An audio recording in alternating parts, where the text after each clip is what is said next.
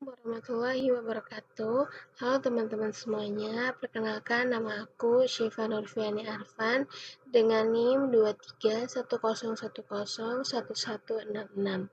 Pada video kali ini, saya akan memenuhi tugas ujian tengah semester dengan dosen pengampu Budi Nadiana MSI, mata kuliah Risk Management. Oke, kita langsung lanjut aja ke video selanjutnya.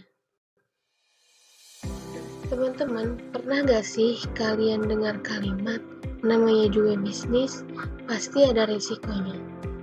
Nah, itu benar, tapi dalam pandangan Islam, apakah resiko itu hanya hal yang harus ditakuti? Tidak, teman-teman. Justru itu bagian dari ujian dan amanah yang harus kita ambil dan dikelola dengan bijak. Maka dari itu, yuk kita bahas di video selanjutnya.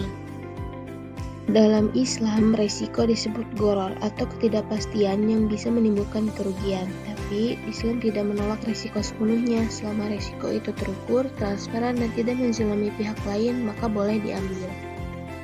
Misalnya, seorang pedagang yang menghadapi resiko harga turun, dan itu merupakan hal yang wajar. Yang dilarang adalah ketika spekulasi tanpa dasar, seperti berjudi atau investasi bodong. Jadi, Islam mengajarkan tawakal bukan berarti pasrah, tapi tetap berusaha sambil sadar bahwa hasilnya di tangan Allah. Di dalam dunia nyata, resiko bisnis bisa muncul dari banyak sisi. Pertama, resiko operasional, seperti bahan baku telat atau alat produksi rusak. Lalu yang kedua ada resiko pasar, misalnya tren minuman berubah cepat. Lalu yang ketiga ada resiko keuangan, yaitu ketika arus kas terganggu atau utang membengkak. Dan dari sisi risiko syariahnya, yaitu ketika praktik bisnis menyimpang dari prinsip halal, contohnya riba, gharar, atau penipuan. Nah, setelah kita tahu atau mengidentifikasi resiko-resiko bisnis kita, nah tentunya kita juga akan menemukan dari mitigasi resikonya. Nah, mitigasi resikonya ini tergantung dari resiko yang kita miliki. Nah, mitigasi risiko bisnis dalam Islam menekankan 3 prinsip penting. Yang pertama itu perencanaan dan analisis atau ikhtiar.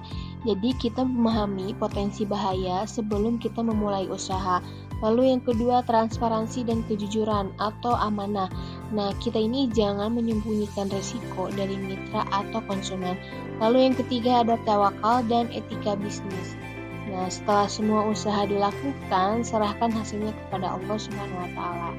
Jadi, risiko bisnis itu bukan sesuatu yang harus dihindari, tapi harus dipahami dan dikelola dengan nilai-nilai Islam. Karena pengusaha sejati bukan yang tak pernah gagal, tapi yang tetap jujur, sabar, dan bertawakal dalam setiap ujian bisnisnya.